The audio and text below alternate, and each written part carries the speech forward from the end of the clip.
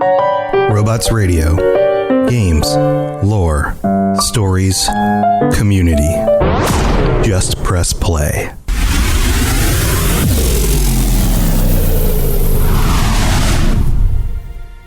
Welcome to the Fallout Lorecast, the podcast that explores the boundaries of our knowledge about the world of Fallout.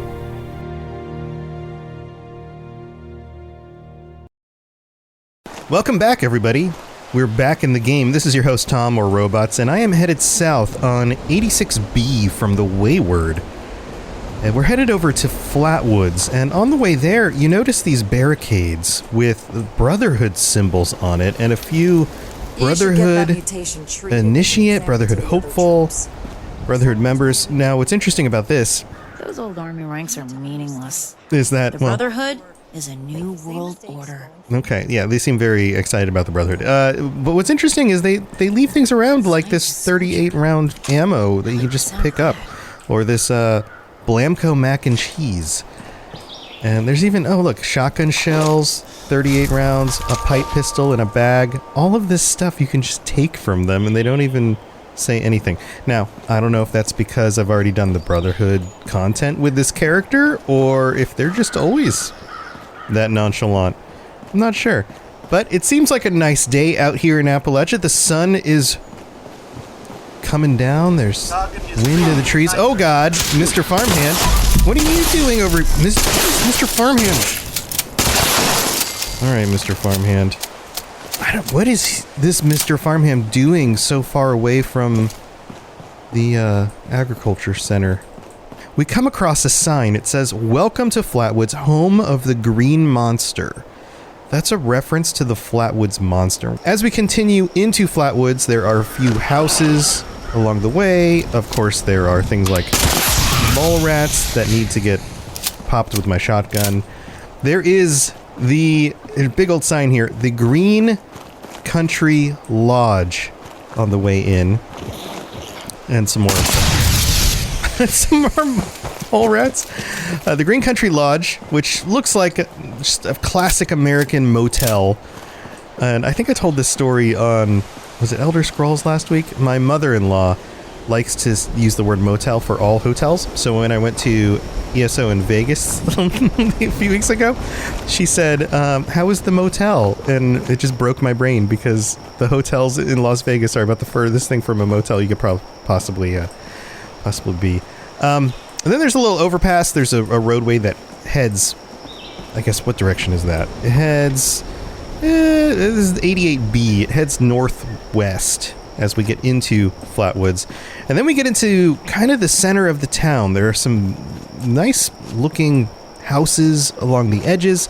But as we get further in, we notice some more of these responder signs all over the place. There was one at the sign on the way into town. And then there's more set up in these different locations. And a lot of these houses are all kind of barricaded. You can't get in some of them. But there are a number of features around them. For example, this it's kind of like just a gray-looking garage with green on the roof and the garage door. To the right, before you get into the church, has a workbench. And, oh, some bobby pins. Look at that. And then as we get in a little bit further, you can see the church with a big sign at the top that says Trading Post Survival Supplies Assistance with the Responders logo next to it. On the left, there's what used to be a bakery and then a gun shop and then a responder sign that says Supplies. And as we pass the church, we see a red building with Volunteers Needed with a responder sign with two hands, a red hand and a blue hand. As we walk in, we notice it says check in here, self-registration. This is where you sign up to become one of the responders, to go through their quest lines and all of that. And this location used to be empty. There used to be nobody here. But since one of the recent updates... Me. She's the best guardian a girl could have. We have Heather Ellis. Heather is one of the responders, and... Are you here for the responder training? You can talk to her, and you can answer that question with things like, as a matter of fact, I am. They must really have cared about helping people to set up a training program. Doesn't look like training saved any of them. Responder training, or no, just passing through. Goodbye. which I'll say in this case. Well, it was good to meet you. Be careful out there. And Heather has a dog named Chloe. Chloe's my pet. Or maybe I'm hers. I'm not sure. And Chloe looks a little worn. Chloe, it looks like she was probably a wild dog and has some issues with some discoloration on the nose and on her ears and around the face. But she looks like a good pup, right? You can hear her breathing. All right, so this is where you sign up for the responders. Oh, and there's a Nuka-Cola Quantum over here, a recipe for sweet berry tea. How did I never pick this up before? I just learned this recipe? That's ridiculous. And some other supplies, just kind of around. You can hear the Brahmin out back. There are a lot of cows, well, Brahmin, what used to be cows, in and around this area, so if you need to collect any of the meat, then you have that option. If we head over to the church, it is no longer a church. This is a base of operations or was a base of operations for the responders. There is a responders database computer at the front. Some caps in the drawer. Medical, signs for medical stuff. You come here for a number of reasons during the main quest lines, but it's not a bad place to go if you want to just pick up a few extra supplies, or... Trust your friend, Bob. A healthy water supply is vital to your survival. Or you can talk with Bob, the volunteer bot, here in the back and do some trading, turning some stuff in. If you head behind Bob, there is a diagnostics terminal, which is one of those machines that looks a little bit different from the other computers. Most of the computers you see in Fallout look like 1970s maybe. Computer terminals where the screen and the keyboard are all built into the same box. This looks like a typewriter with a screen on it. And this is where you're going to go do some of your analysis of some of the specimens you collect during some of the quest lines for this area. And then there's a chemistry station off to the side. And of course in the back, a lot of these churches all have the same design, where there's this skinny stairway in the back that heads up to this extra section up high in the church. And you can find a not cleaned up responder corpse, another chemistry station, some desks and some other things, and of course there's a walkway that goes around the perimeter of the upside. There's some rad roaches in here, aluminum scrap, some other caps and items in a box, and then you go up the winding stairway all the way up to the roof. And up here you will find a teddy bear holding a wrench stuck to the side of this railing, with another teddy bear that is dangling from the railing. I don't know what this is supposed to represent. If you know, let me know.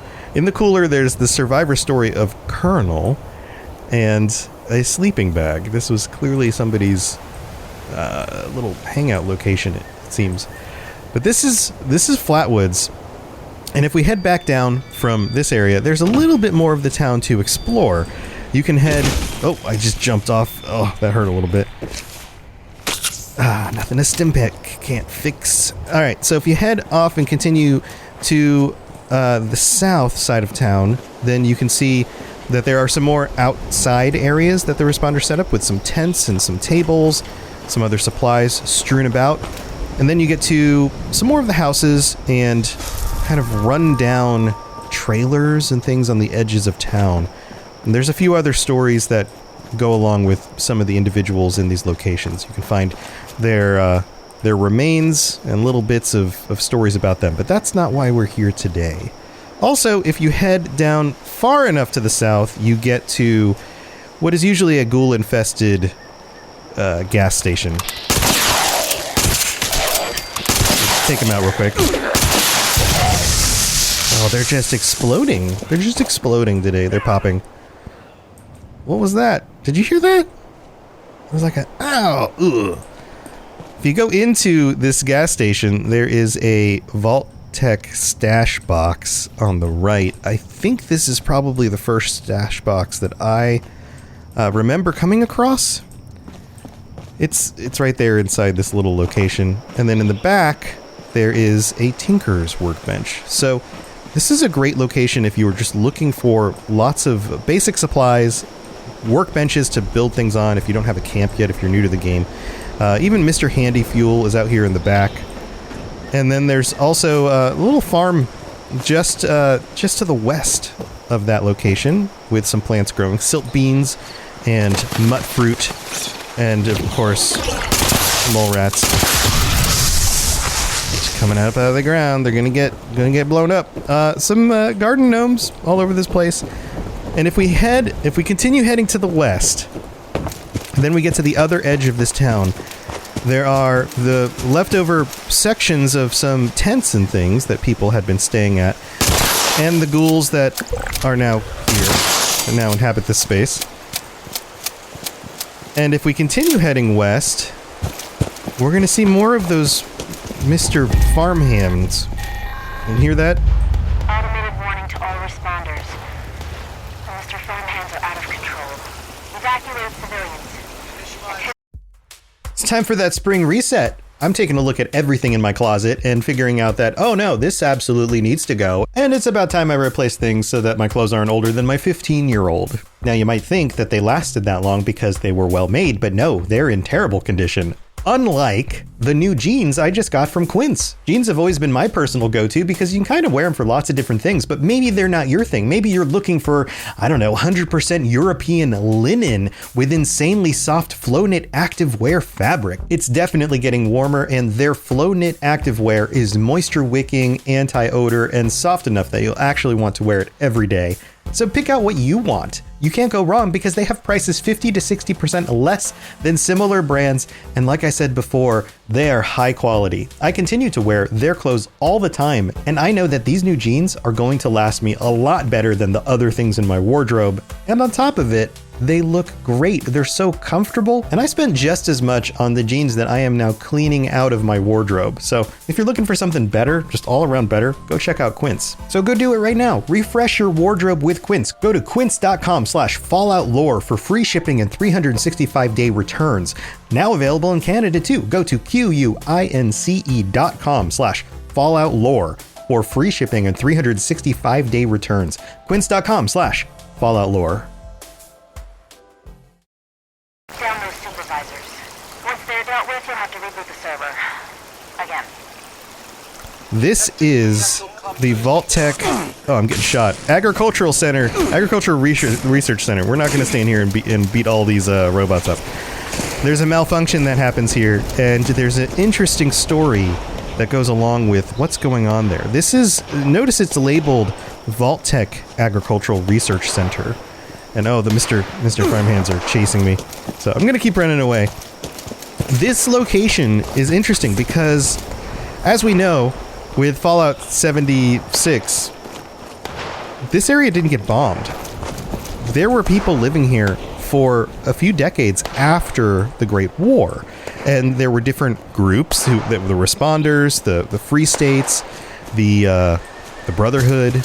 There were different groups that had formed and were vying for survival, fighting back against raider groups and all of that. We've talked about a lot of that on previous episodes of the show.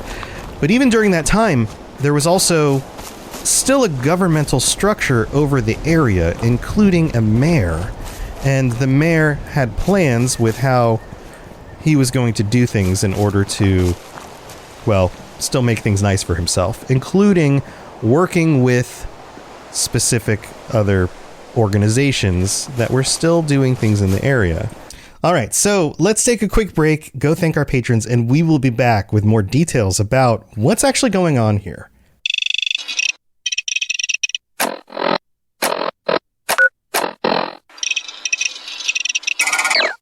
Hello there, old chap. Good to see another of General Atomic's finest, still eager to serve. All right, here we are, and we have some new patrons to welcome to the Patreon. Welcome, Germinator, Polaris, Caleb S., James W., Chip G., and Josh G. Welcome to the Patreon. Thank you for signing up. I hope you are enjoying the ad-free episodes and all the other stuff that you're getting, depending on what tier you are at. Thank you so much for being here. And we have to shout out our Tier 5 Sentry bots, Cooper, Dylan R., Germinator, Larry D., Mark C, and that's it. For some reason, I thought there was one more. Thank you so much for your support. I couldn't do this without you, and you really do make this show possible. So if ever you're wondering if this is helpful, absolutely. You are part of what allows me to do this and the other shows that I do as a full-time job. And I couldn't tell you how much that has meant to me and changed my life. So thank you, thank you, thank you, thank you, thank you, thank you. All right, we have a new review here. Oh, by the way, if you want to go check out the patreon.com/Fallout Lorecast. It's pretty easy to get to. We have some new reviews. Actually, this one new review this week from Trick1125 in the United States, who writes, "Great podcast for Fallout lovers. I have played Fallout for a while now and have played all the games except for Tactics and Brotherhood. Right now, I am playing Fallout 2 and plan to play Tactics when I get done. I've only been listening for about a year, and it helped only a year. And it helped me get through a boring job many times. But with that being said, I don't have the patience to find all the lore in the games, but Robots makes it easy to understand and listen to, so it helps me get more understanding of the world of Fallout." Trick, thank you so very much. And I'm not making fun of you only listening for a year. Sometimes we get, actually what tends to be common is when somebody lists how long they've been listening, they say something like, "I've only been listening for a few weeks, but," or something like that. So it just hit me as a little bit funny that it was like only for a year, which is in stark contrast to most of those other comments. But I'm so glad you've been around for a year. Thank you for taking the time to do this. It helps a ton. And also, if you are interested in getting your words read out on a future episode, head over to Apple Podcasts. Even if you have an account but don't listen there, you can still leave a 5-star review with some words I'll read out in the future. If you listen on Spotify, you can rate it 5 stars on there. You can also comment about the things you liked about the episodes. All of that is super helpful and super nice of you, to be honest. It really does make my day. So thank you to everybody for your support. Let's move on with the rest of the show. If you have any questions about Nuka World, I'd be delighted to answer them. All right, we're back. Now, when you first get to this Vault-Tec Agricultural Research Center, you'll notice there's mostly just a bunch of robots running amok all over the place. And then you take care of that, you fix it, and you put it back together, everything seems fine. But what's the deal with this location? Vault-Tec is now associated with agricultural research? What's going on here? So there are a few things we do know about this location. And according to the wiki, it says, "A pre-war facility established to experiment with crop automation and fertilization. The agricultural center was one of the major landmarks in the small town of Flatwoods. The fleet of Mr. Farmhands, which were customized Mr. Handy robots, would automatically take care of crops, fertilizing them, planting seeds, and collecting the harvest with barely any need for human oversight. While the Great War put the facility offline, it was reactivated and restored to partial operation by McFadden in a bid to aid starving survivors. McFadden had no technical expertise and was unable to achieve much beyond simply reactivating the robots with help from the responders. He continued his work, but his lack of skill culminated in the farmhands going rogue and the Protectron Handy overseers turning the robots loose on anyone who would breach the facility's perimeter. So we know a few things from this. It is a pre-war facility that was built to do food cultivation for Vault-Tec. Interesting. Okay, why would they need an external facility to do agricultural research and cultivation for vaults that were not located here? Vault 76 is a little ways away, but nobody was living there, so they didn't need the food. So what's going on with that? Also, who is this McFadden person? So what we do know about McFadden is that in April of 2093, so this is 15 years after the Great War, he was dealing with friends and family who were starving, and so decided to head over to this facility in order to try to get it to run, get it to work, and then try to work with the responders who gave him a fusion core to restart the generator. Even with all of that, because of his limited knowledge, he wasn't very capable in getting this facility up and running. Now, we do have a log here that shows us the details, at least in a little better detail. Details in a little better detail.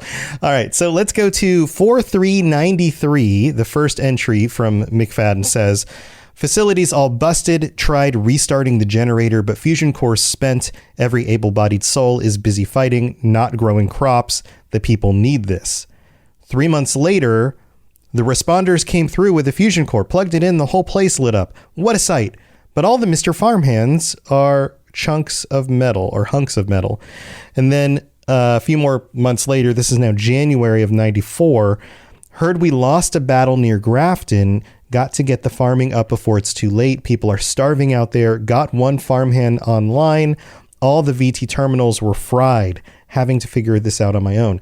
This is taking him months because now it has been 9 months that he's been here and still only one Mr. Farmhand is online. 5 months after this, we're now in June. Finally, success. The whole fleet of Mr. Farmhands are up and idling, but they won't move. Just got their vocal circuits back online. Keep complaining about fertilizer. Just plant the seeds. Any yield at all is better than nothing. So we can't seem to get them to do anything, even though they're running. And then in November, we get the final entry, which says, got into the central memory thing for the farmhands, running out of options. I'm not a robot tech, so I'm doing the best I can. I haven't heard from anybody, not even Marge. But if anyone's out there, they'll need food. Just got access to the core settings. I'll fiddle with the fertilizer settings. Maybe if I set it to 0, they'll just start planting. And then nothing. That's it. That's about all we know. Now, outside of a terminal, we have some correspondences between him and Marjorie. And there's one in particular that he notes, Marge, I miss you and the boys more than life. Don't think I'm a coward. I'm using what God gave me to help the only way I can. This agricultural center is a chance to feed all the people. I'll get it done. I'm close. I can feel it. McFadden. So it seems that Marjorie was the wife, would be the guess here. It seems implied, but he never seemed to quite accomplish what he was trying to do and failed at this. And we don't know where these people are anymore or if they even survived. Now, there are some other individuals in this town that are of note. There is the Reverend Dilbert Winters, who was the Reverend of the church. And you can find Reverend Winters' body in the game. And we know what he sounds like because of a holotape. Reverend Delbert Winters here, born and raised in this very town. Lit my own church to the responders for their outpost here, and you're welcome.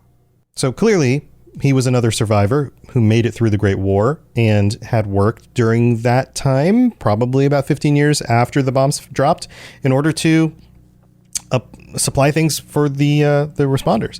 So this town had people living in it. There were people here. And they lived here for a good while until all of the tragic situations kind of came to a head in Appalachia, which caused the Scorch Plague and either killed everybody or ran everybody off.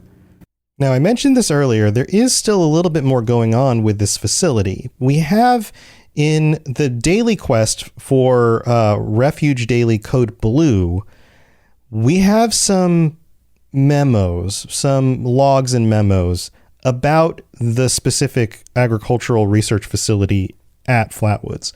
And the first one is a governor's memo from Governor Evans. Here's what it says.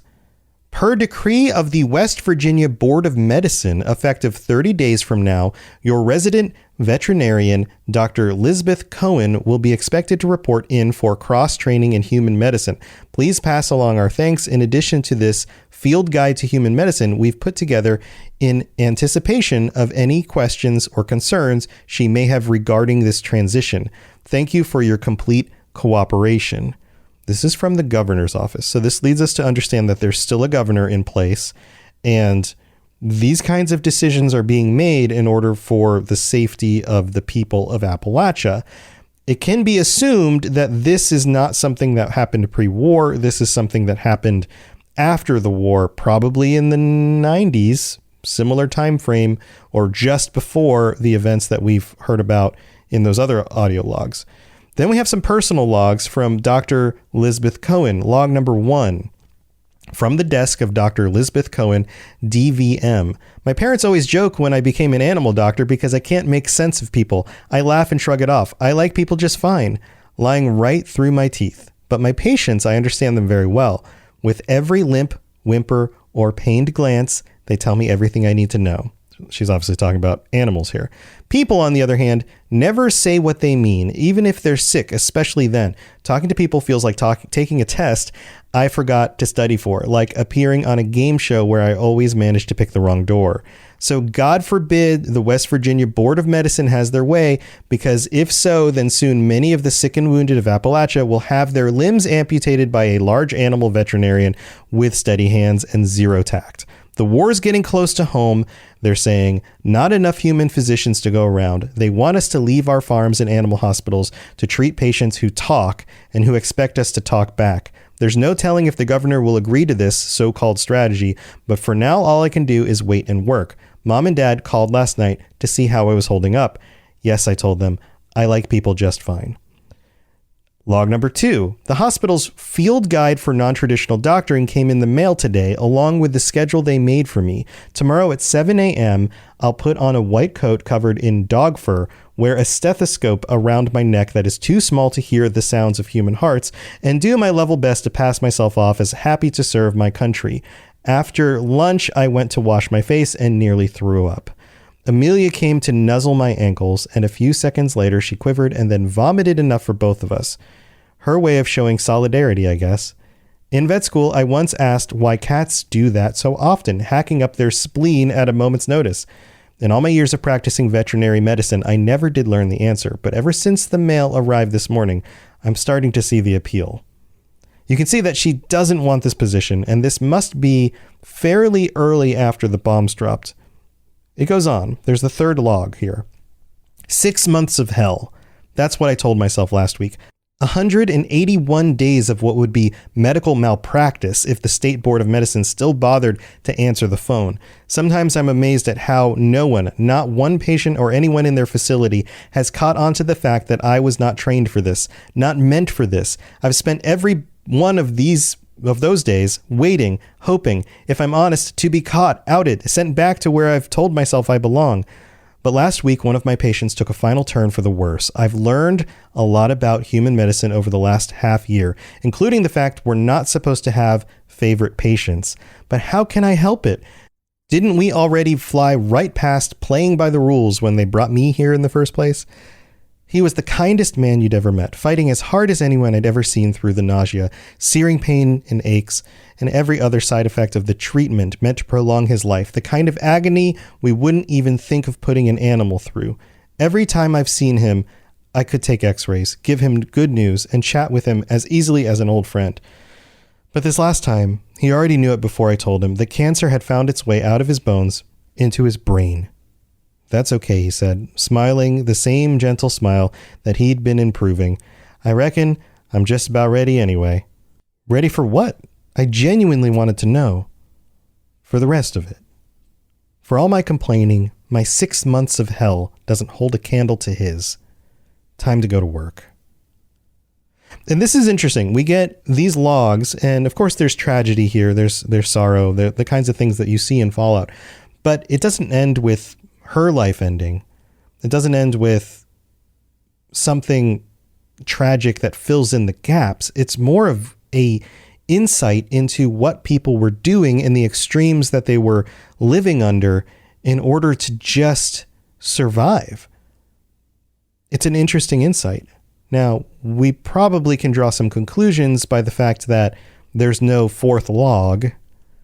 There's no other correspondence here from Elizabeth Cohen. And I don't think that, as far as I can tell, we have any other information about who she is or where she was or when she died. And these logs in particular don't have dates on them.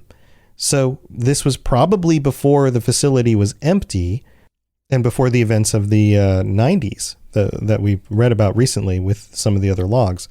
So there is one other detail here. There's a mention of a governor and the governor's approval of all of this, and specifically an act of legislature called the Appalachian Prosperity Act.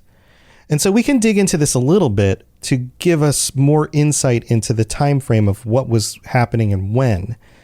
According to the Appalachian Prosperity Act, It was a ballot measure in Appalachia sponsored by Governor Evans. This is the same governor that she mentions in her logs. Bankrolled by the Citizens for Automation Fund. It proposed a bond of $2.6 billion, with the funds used to initiate and support the process of full automation of the Appalachian state and local governments, with the ultimate goal of phasing out all human workers by 2087. So we can't assume here that this was written in 2087. This must have been before that. And most of the time when you have some sort of legislature like this, they shoot for 10, 20 years in the future, something like that. 2087 would be 10 years after 2077, which is when the bombs dropped. So the year that the bombs dropped, and this is not hard and fast, we don't have dates on this, but we can make assumptions that some of the automation that we see in the game in Appalachia, places like this agricultural center mostly being run by a bunch of robots. This also connects to things like the automation of the mines, which we talked about before, and the reason why you can still see strike posters and locations around the map. Also, this ties into the presence of other companies in the area who would have been very smart to take advantage of this act, like Robco or Hornwright Industrial. It also plays into the fact that Watoga is almost 100% run by bots, by robots, all because of this Appalachian Prosperity Act. So this starts to fill in the gaps on why there's so much robotic automation in the area and why the robots are broken and falling apart in different locations, but also why locations like this Vault Tech facility, this agricultural research center, has mostly robots in it. And it all ties back to this governor, Governor Evans. And we'll dig more into Governor Evans in the future. But this is the town of Flatwoods. These are the things that we can discover here and the evidence we have for some of the events and the way things played out right before and then just after the Great War. So I hope you enjoyed this episode. It's a little bit different than usual. Let me know your thoughts, and thank you for being here. Have a wonderful week, and I will see you next time. To plug into everything else we're doing, check out robotsradio.net. Reach out to me on Twitter at robots_radio. Check out the Robots Radio Rocket Club, where you can join me and a bunch of our other creators creating your podcast, starting a new podcast, or helping your current podcast grow. There's more information about that on robotsradio.net as well. And you can always talk with us and the entire community, over 2,000 people on the Robots Radio Discord. Come join us. We'd love to chat with you. See you guys next time.